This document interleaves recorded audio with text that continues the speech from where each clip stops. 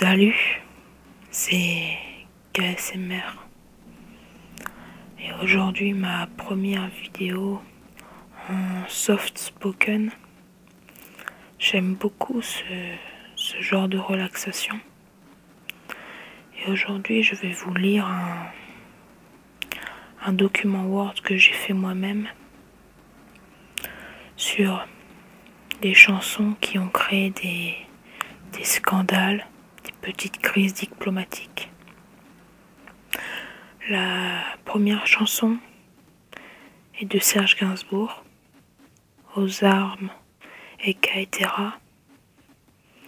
Je vais vous lire le contexte.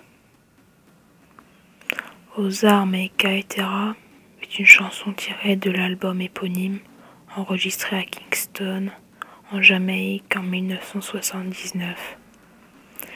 Il reprend les paroles de la Marseillaise sur une musique très reggae et très détendue. Cette chanson fera scandale auprès des militaires français et du tout Paris journalistique.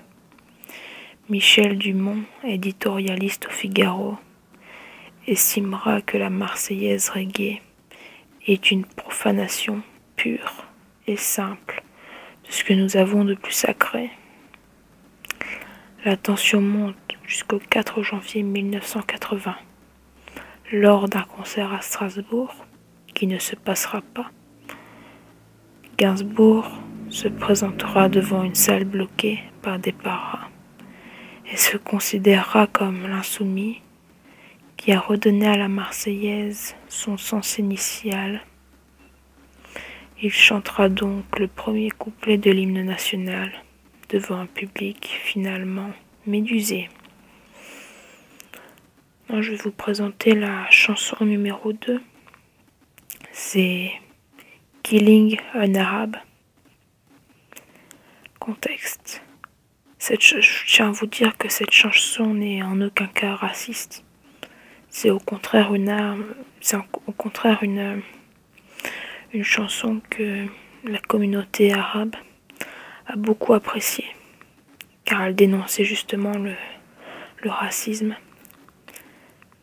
Donc le contexte, c'est le premier single du groupe écrit en 1978. Killing an Arab est sur l'album Boys Don't Cry, sorti en 1980.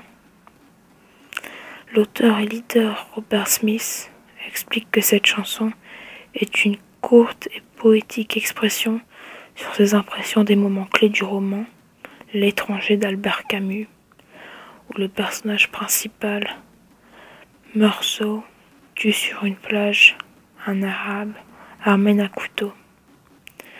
Une œuvre mondialement connue sur le thème de l'absurdité. Relatant ce moment tragique, cette chanson n'est en rien une ode raciste, comme je vous le disais. Pour éviter ce malentendu, le groupe décida d'envoyer avec la chanson le livre dont elle s'inspirait dans les maisons de disques. Il dut aussi faire face au Front britannique, parti politique d'extrême droite qui voulait le récupérer. Robert Smith a déclaré qu'il poursuivrait tous ceux qui voudraient détourner sa chanson à des fins de propagande. Il ne voulait que changer le titre de sa chanson, puisque c'est là d'où venait la polémique. Ce chose faite, Killing Another est présente sur l'album Bestival Live, paru en 2011. Voici une chanson qui a quand même beaucoup fait polémique et qui a créé une mini-crise diplomatique entre la France et l'Angleterre, le Royaume-Uni plutôt. Et c'est la troisième chanson, c'est Miss Maggie de Renaud. Je vais vous lire le contexte. La chanson est sur l'album Mistral Gagnant, sorti en 1985. Elle est écrite au lendemain de la tragédie de Heysel, où la crétinerie d'hooligans excités par la finale de la Coupe Juventus-Liverpool a provoqué 39 morts et plus de 600 blessés. La chanson dénonce la violence de la société anglaise incarnée par la Première ministre Margaret Thatcher, surnommée la Dame de Fer. Le chanteur s'explique. Ouvrez les guillemets. Pour plein de raisons. D'abord parce qu'elle est au pouvoir. Et je n'aime pas le pouvoir. J'aime pas les gens qui gouvernent. Mitterrand, j'ai pas voté pour lui. J'ai voté contre les autres. Elle a une attitude belliciste. Elle envoie des mômes de 20 ans au casse-pipe pour un tas de cailloux au fin fond de l'Atlantique Sud pendant la guerre des Malouines. Elle a des prétentions colonialistes guerrières. Elle a laissé crever des Irlandais dans les prisons d'Irlande du Nord après 1 mois de grève de la faim. Elle a une politique économique qui amène une situation en Grande-Bretagne qu'on connaît, qui est assez dramatique dans les ghettos. Elle a aussi une politique par rapport à l'immigration qui est très très dure.